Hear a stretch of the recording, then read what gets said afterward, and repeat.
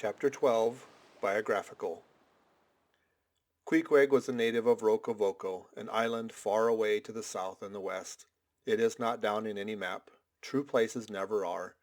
When a new-hatched savage running wild about his native woodlands in a grass clout, followed by the nibbling goats as if he were a green sapling, even then, in Queequeg's ambitious soul lurked a strong desire to see something more of Christendom than a specimen whaler or two.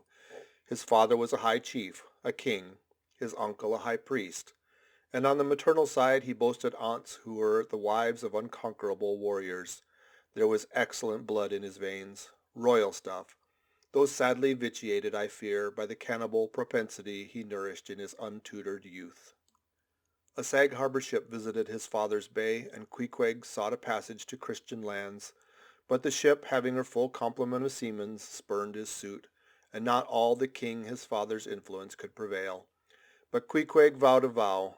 Alone in his canoe he paddled off to a distant strait, which he knew the ship must pass through when she quitted the island. On one side was a coral reef, and on the other a low tongue of land covered with mangrove thickets that grew out into the water.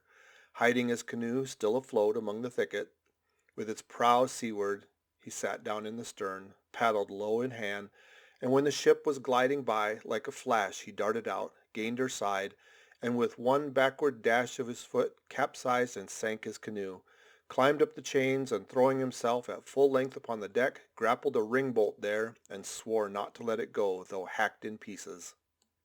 In vain the captain threatened to throw him overboard, suspended a cutlass over his naked wrists.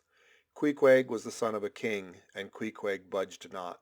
Struck by his desperate dauntlessness and his wild desire to visit Christendom, the captain at last relented and told him he might make himself at home.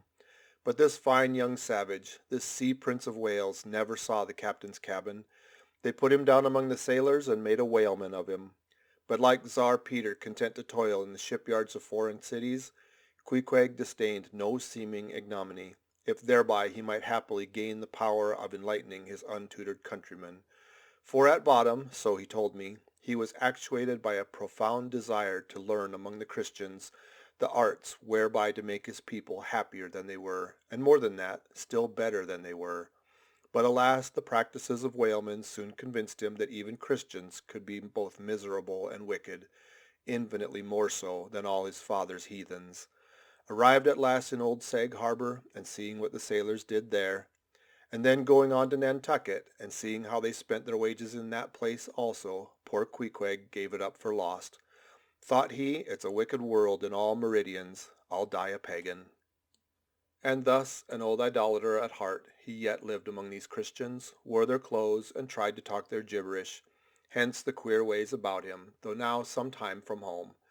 By hints I asked him whether he did not propose going back and having a coronation, since he might now consider his father dead and gone, he being very old and feeble at the last accounts.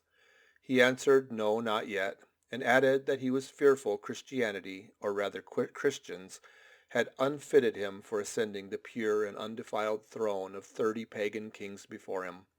But by and by, he said, he would return, as soon as he felt himself baptized again. For the nonce, however, he proposed to sail about and sow his wild oats in all 4 oceans. They had made a harpooner of him, and that barbed iron was in lieu of a scepter now. I asked him what might be his immediate purpose touching his future movements. He answered to go to sea again in his old vocation. Upon this, I told him that whaling was my own design, and informed him of my intention to sail out of Nantucket, as being the most promising port for an adventurous whaleman to embark from. He at once resolved to accompany me to that island, ship aboard the same vessel, get into the same watch, the same boat, the same mess with me, in short, to share my every hap. With both my hands in his, boldly dipped into the potluck of both worlds. To all this I joyously assented, for besides the affection I now felt for Queequeg, he was an experienced harpooner, and as such could not fail to be of great usefulness to one who, like me, was wholly ignorant of the mysteries of whaling, though well acquainted with the sea, as known to the merchant seamen.